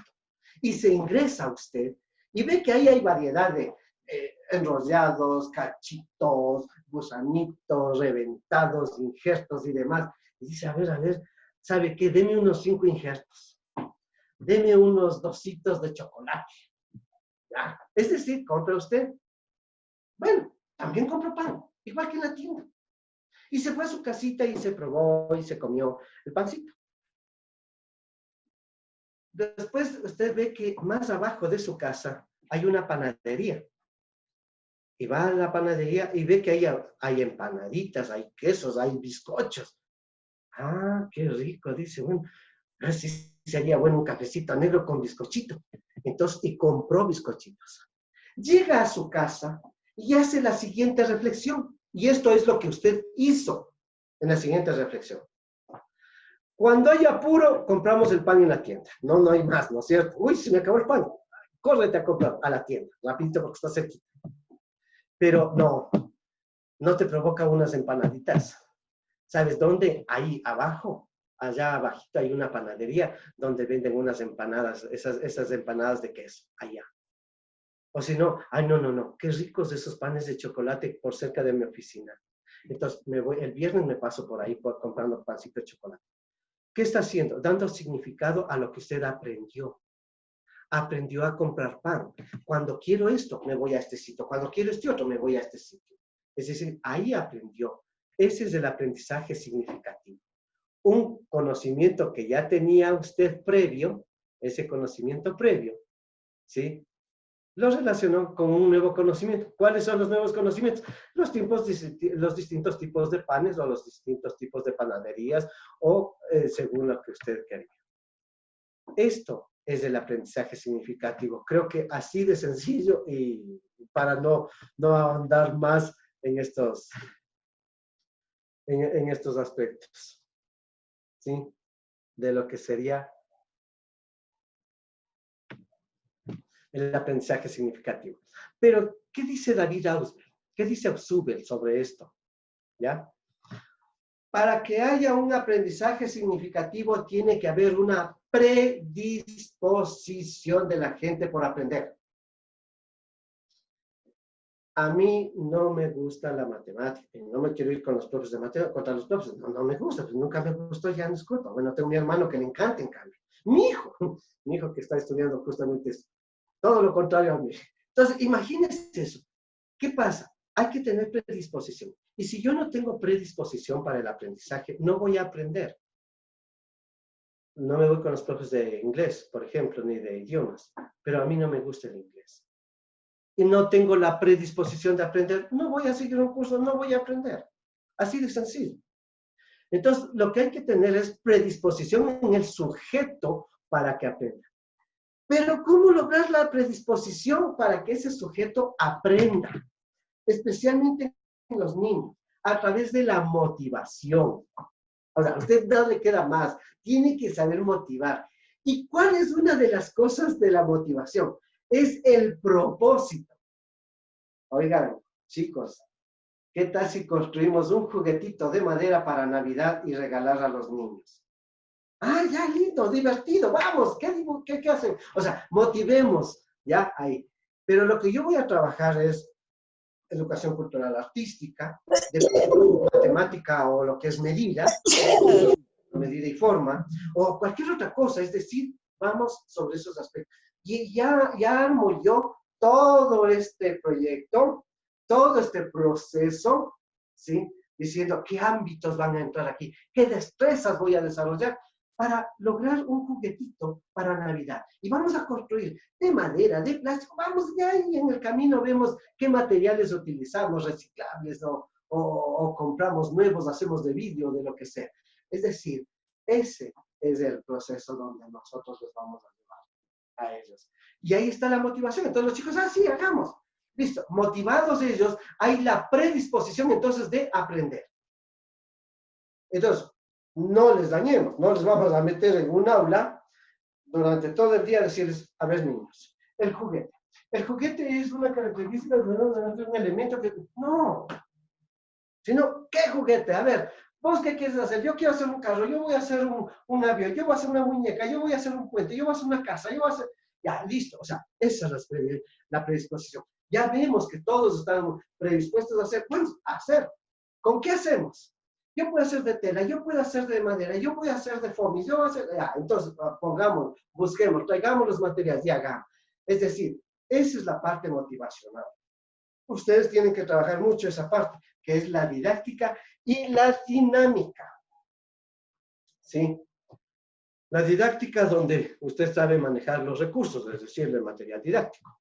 ¿Sí? Eso es muy normal. Y la dinámica, todo ese amor, ese cariño, ese aprecio que nosotros tenemos por hacer las cosas. O sea, todos nos vamos a meter en este reto y todos tenemos que salir y entonces a ir hacia adelante. Ni un paso atrás, ¿no? En este sentido. ¿Qué debemos tener? Sí, conocimientos previos, ¿no es cierto? Como nos dice aquí. Entonces, la predisposición, los conocimientos previos y los conocimientos nuevos. Es decir, ya sabemos que es en madera lo que vamos a hacer el juguete. Muy bien, vamos a hacer de madera el juguetico. Correcto, ¿sí? Pero ¿y ahora? Conocimiento nuevo. ¿Cómo cortar la madera? Bueno, ahí sí hay que tener cuidado. Bueno, no estoy diciendo que con los niños hay que hacer eso, sino simplemente es un proceso de lo que estamos hablando del aprendizaje significativo. ¿Sí? Entonces, bien, aprenderán a cortar entonces con caladora, sierra eléctrica, bueno, no es lógicamente con los niños nunca eso, ¿no? Entonces, o con tijeras, o con, qué sé yo, gilet o alguna cosa de esas, ¿ya? Luego de eso viene un proceso que se llama la asociación. ¿Qué es la asociación? El estudiante asocia el conocimiento nuevo con el previo, los asocia y dice, esto, o sea, puede servir para esto. O también esa asociación no se da y puedo rechazar este contenido y quedarme solo con el nuevo, ¿ya? Cuando el chico ya dice, esto es así, ahora ya entra a la fase de lo que se llama acomodación. Es decir, el nuevo conocimiento empieza a acomodarse. Aquí es lo que yo les decía, el desequilibrio cognitivo.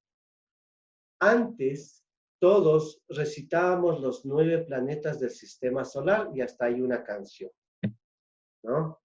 De mi tía Teresa, creo que se llama, ¿no? Entonces, pues resulta que cuando nos dijeron que Plutón ya no es planeta, hubo un desequilibrio y ahora la canción de mi tía Teresa ya no sirve. Porque ahora son solo 8.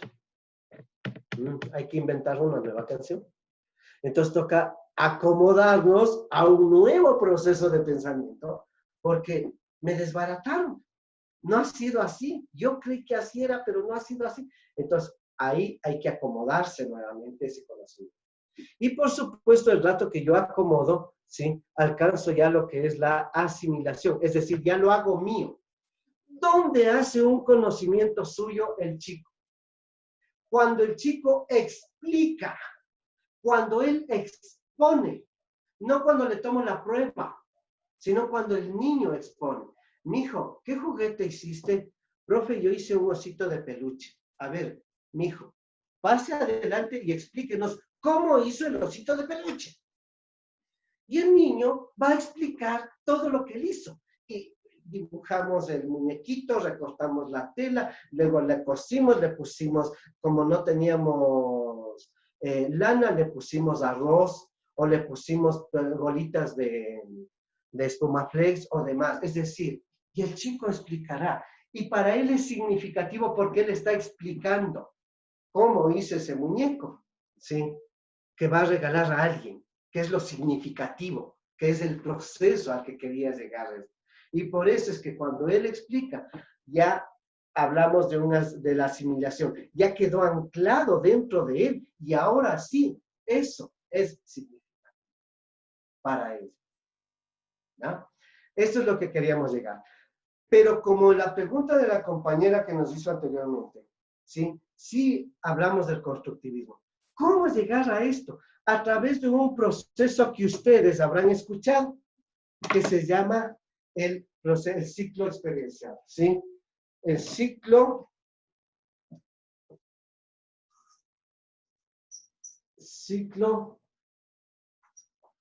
de David Kohn, ¿ya? Esto es el ciclo experiencial. Se aprende a través de la experiencia. ¿Qué hacemos con los niños cuando hablamos de Montessori? Lúdico, juega y juega. El juego estructurado, el juego libre y demás. Entonces, cuando hablamos de eso, están experimentando, están viviendo los chicos con respecto a eso, ¿no es cierto? Así es que este juego, este proceso de David Kohn, ¿sí? se centra en 4 fases. La primera fase se llama experimentación.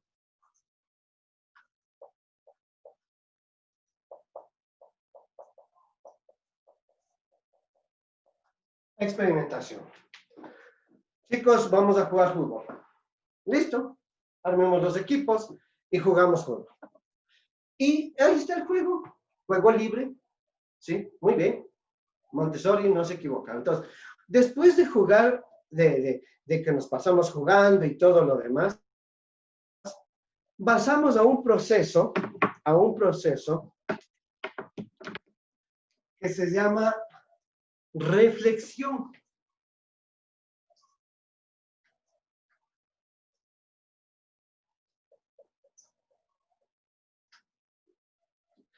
Después de haber jugado fútbol, de haber experimentado, vamos a la reflexión. O sea, a ver, chicos, descansemos, tomemos agüita, ya, lavémonos y conversemos sobre el partido de fútbol. A ver, ¿por qué tú le hiciste falta a tu compañero?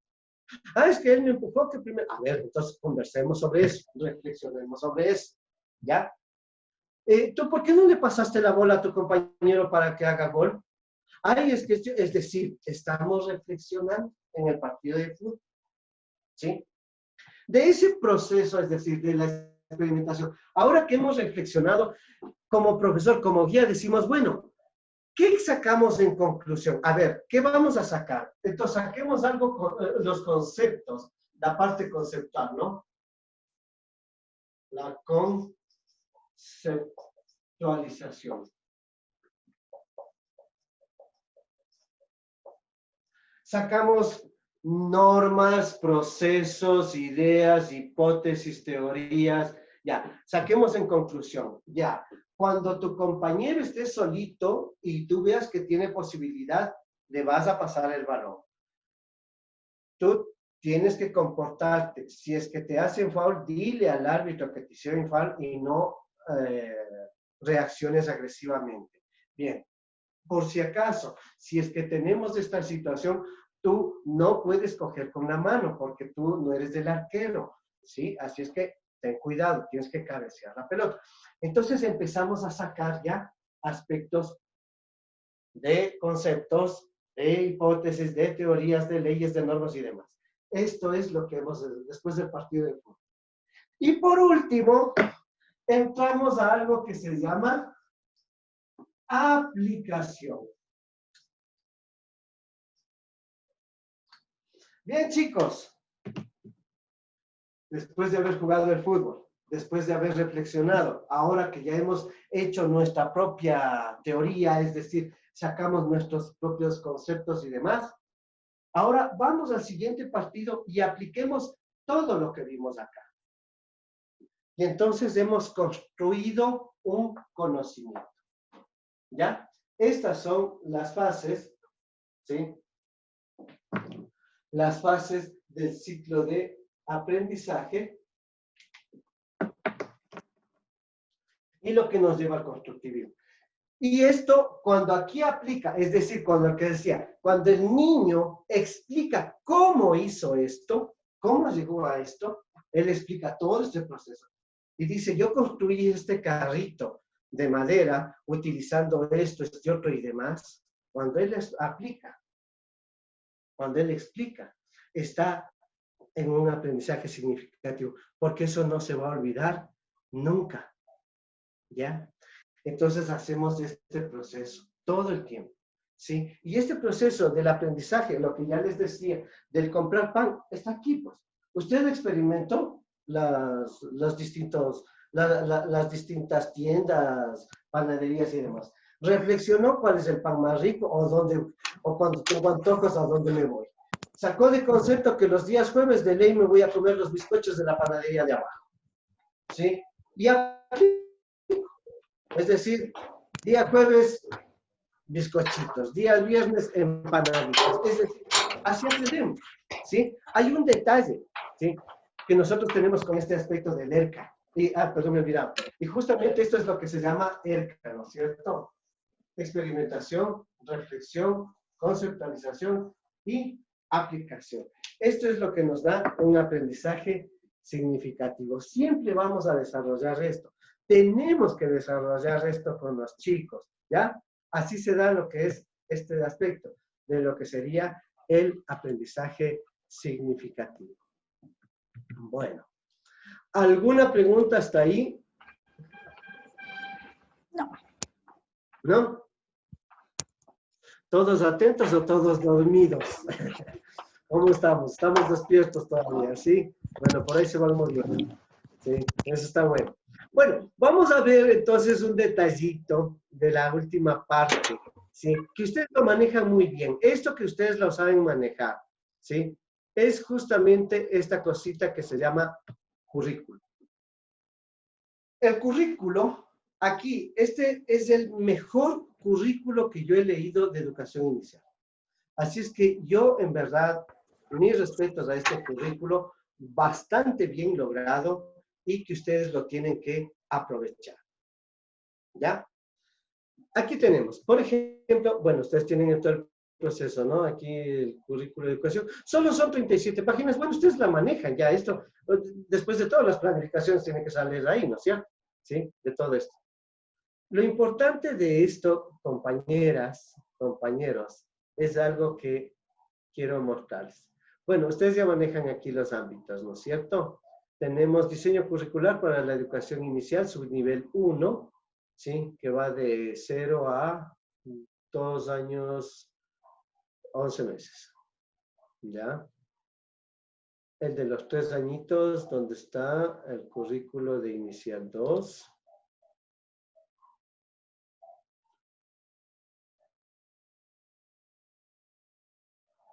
No, ya nos pasamos. Es todo esto.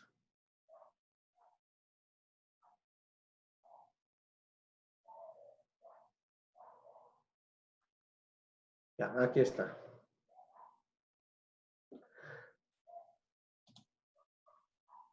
Este es el currículo del subnivel de inicial 2, que va el de los 3 a 4 años, como lo tenemos aquí, ¿sí? Vamos a tratar de ampliarle, ¿ya? El de 3 a 4 años y el de 4 a 5 años, ¿no es cierto? Y aquí tenemos, por ejemplo, uno de los ámbitos que es identidad y autonomía. ¿Qué hacemos con todo esto? Es aquí donde ustedes, por ejemplo, dice aquí, comunicar algunos datos de su identidad como nombre, apellido, edad y nombres de los padres. De 4 a 5 años dice, comunicar algunos datos de su identidad como nombres completos, edad, nombres de los familiares cercanos, lugar donde vive. Es decir, mucho más complejo, ahora ya algo más complejo. Aquí está lo que nosotros hablamos del propósito. ¿Sí? Es decir, voy a tomar todos estos, pero ¿qué puedo trabajar? ¿Qué ámbitos nomás? No solo el de identidad y autonomía. ¿Qué ámbitos como el de matemática, el de lengua, el de educación artística o demás puedo tomar para eso? Entonces busquen todas las destrezas que tengan que ver con este ámbito y armen un proyecto, armen una experiencia ya, si es que quieren para la planificación, ¿sí? Y trabajen. ¿Cómo se puede hacer eso? ¿Sí? ¿Cómo podemos trabajar esto? Bueno, ya les indico despuesito con un material que tengo que me mandó la editorial Reciencito, ¿no? Para indicarles. Pero tomen en cuenta en este currículo lo siguiente. Permítanme. Este aspectito de aquí. Orientaciones metodológicas. Ya. Esta partecita de orientaciones metodológicas es todo lo que hemos estado hablando este momento, ¿sí? O sea, metodología del juego de trabajo.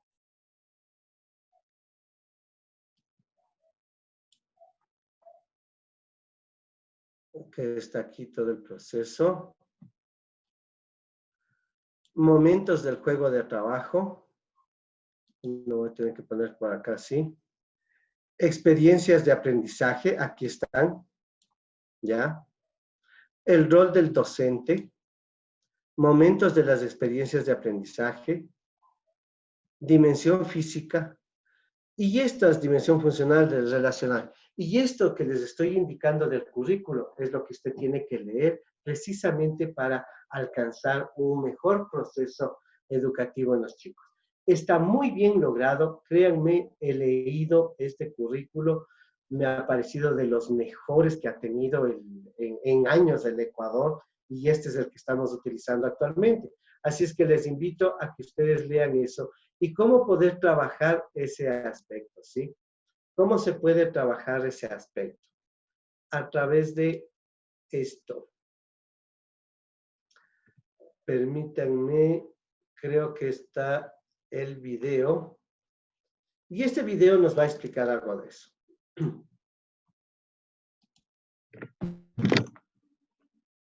¿Me avisa, por favor, si es que se escucha?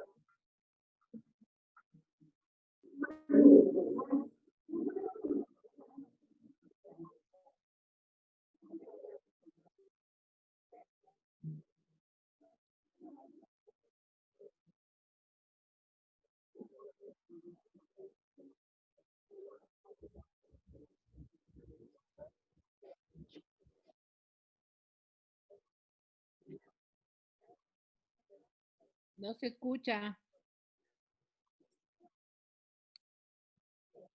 No se escucha nada. ¿No se escucha? No, el video que estabas presentando no se escuchó. Ya. Absolutamente.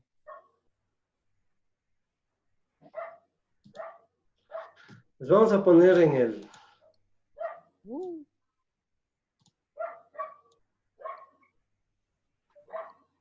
Bueno, mil disculpas, no sé qué es lo que pasó, seguramente deberá estar todo el volumen, está todo dispuesto aquí, pero bueno, les vamos a hacer llegar, ¿sí? Sobre ese proceso. Pero a lo que yo quería llegar es a esto, ¿ya?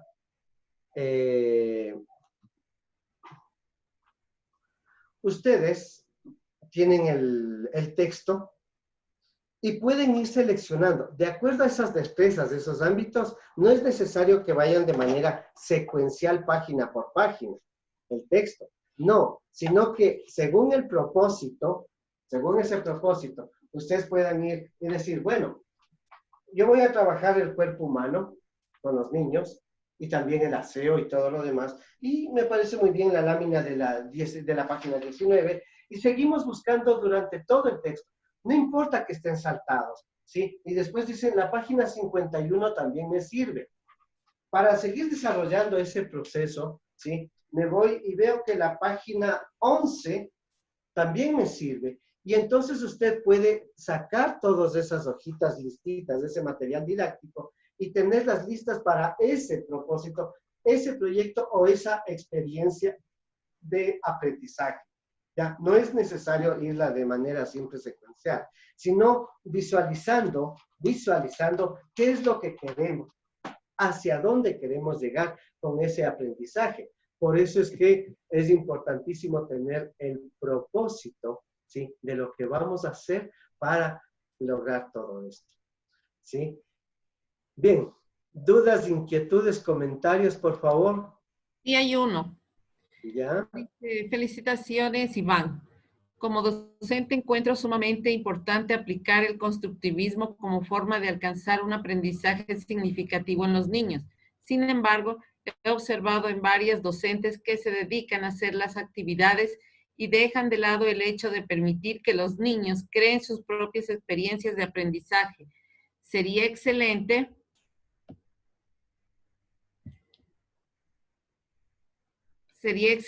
que más docentes como usted se sumen a fomentar en la educación el aprendizaje desde el ser, conocer, hacer y aprender. Correctísimo, María. Muchísimas gracias de ese comentario. Y estamos muy bien.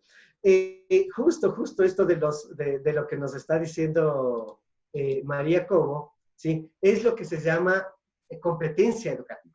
Y ahí están los 4 pilares de la educación. Los 4 pilares de la educación son el aprender a conocer, esos son de Jacques Delors, sacó en la UNESCO, ¿no?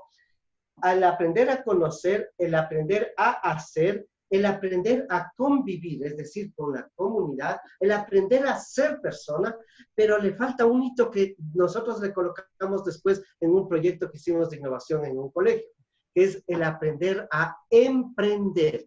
Y ese aprender a emprender es el objeto, ese es el producto que tiene que entregar el niño. Lo que les decía, el cochecito de madera que vamos a regalar en Navidad, ¿sí? Ese cochecito, ese producto, ese es el emprender. ¿Ya? O sea, justamente siempre tenemos que tener que los chicos nos den un producto. Por eso es el propósito. ¿Qué vamos a querer hacer con esto? ¿Cómo lo vamos a lograr? Ahí está todo el proceso, ¿sí? En la fase experiencial, en la de reflexión, aquí entrará el texto, aquí entrarán las actividades que están en el texto. En la conceptualización, aquí en la conceptualización sacamos los 5 aspectos: el aprender a conocer, el aprender a hacer, el aprender a convivir, el aprender a ser y el aprender a emprender. Aquí, porque esa es ya la parte que él piensa. ¿Cómo se hace esto? ¿Cómo? ¿Qué pienso yo de esto? ¿Cómo convivo y comparto esto con mis amigos? ¿Cómo me cambió la vida este conocimiento? ¿Y cómo puedo yo lograr que esto sirva para los demás? Darles un producto, emprender en algo, ¿sí? Y entraríamos aquí. Y la aplicación es el explicar. ¿Cómo lograste tú hacer este carrito? ¿Cómo lograste? Y él tendrá que hablar de todo este proceso de aquí. Así es que estamos muy bien y muchas gracias por haberme recordado justamente los 4 pilares de la educación, más el 5º que es el aprender a emprender, ¿sí? Bien, por ahí alguien más decía... Han sido antes. Perdón, María Elena Navarrete dice, María Elena, ¿estás por ahí? Qué gusto verte a los años. Felicitaciones, Iván, estoy muy de acuerdo contigo, excelente tu exposición. Salud en tu casa, discúlpame que te... bueno, María Elena, directora de un centro educativo, la conocí, fue mi compañera en la universidad, muy querida, y además la maestra de mi hijo, ¿no? Una linda escuela y una linda maestra, ¿no? ¿Sí? Igual como todas las maestras de inicial, de prebásica, hasta de educación básica, ¿no? Muy lindas, muy queridas. Siempre las madres, las tías, ¿cómo les dicen también? Las profes, bueno, no sé cómo las tratarán en sus colegios, ¿sí? Bueno, por acá también dice, muchas gracias, Iván, ha sido muy interesante su ponencia. Tenemos aquí también don Ángel Salazar, que nos va a contar un poquito justamente sobre lo que no pudimos ver en el video. No sé si Ángel nos puede ayudar con algo sobre eso, de lo que son los textos, que está justamente los procesos, sí, con respecto a eso.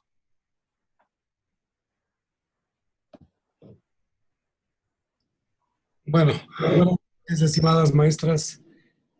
Primeramente, gracias por la asistencia. Bueno, Salazar Editores lleva mucho tiempo ya produciendo libros de textos para educación inicial y preparatoria. Bueno, tenemos 3 proyectos como productos principales de la editorial, que son los libros de textos denominados la colección Mágicas Travesuras para educación inicial y preparatoria. El otro proyecto emprendimos hace 2 años más o menos, que es literatura infantil y juvenil desde 3 años a tercero de bachillerato. Con autores ecuatorianos como Francisco Delgado, Edna Iturralde, Leonor Bravo, bueno, lo mejor de autores ecuatorianos. A eso se suman de ilustradores y diagramadores, prácticamente artistas plásticos, como pudieron ver en las portadas de los libros, en los interiores son artistas plásticos que hacen las ilustraciones, ¿no? Porque nosotros dentro de los textos trabajamos procesos de aprendizaje y el gráfico o el dibujo tiene que adaptarse o ser perfecto para que se cumpla el proceso, ¿no? El otro producto es el acompañamiento que damos a ustedes justamente con profesionales como Magíster Iván Niño, Isabel Revelo, la doctora Yolanda Rodríguez, la Magíster Gina Galárraga, bueno, un selecto grupo de profesionales que se han sumado para trabajar en este proyecto, ¿no? Entonces, esos son los 3 productos. Ahorita estamos tratando lo que es Mágicas Travesuras, más o menos de manera general. Le voy a dar la estructura, cómo están hechos los libros físicamente, ¿sí? Entonces, Mágicas Travesuras, su eslogan es el aprender a hacer, algo así. Discúlpeme que se me escapa el eslogan. Bueno, tenemos libros de inicial desde 2 años a preparatoria, cuya característica es, como el magíster indicó, es desarrollamos los ámbitos, las destrezas, indicadores de logro, y lo más importante es el proceso de aprendizaje que ponemos en cada una de las actividades, ¿no? Dentro del proceso, una parte del video que lastimosamente no se pudo presentar, nosotros ponemos recursos como cuentos, poesías, retahílas y todo, para que ustedes tengan recursos para poder trabajar con los chicos, ¿no? A estos recursos nosotros lo estamos haciendo interactivos. Me hubiese gustado presentarlos. Para nosotros es fácil, como le digo, presentar animar estos libros, porque no es nada bajado en internet. Son artistas plásticos que están haciendo las portadas, los interiores, y nos es fácil, como le digo, animar estas imágenes y presentar un recurso interactivo para que ustedes tengan mayor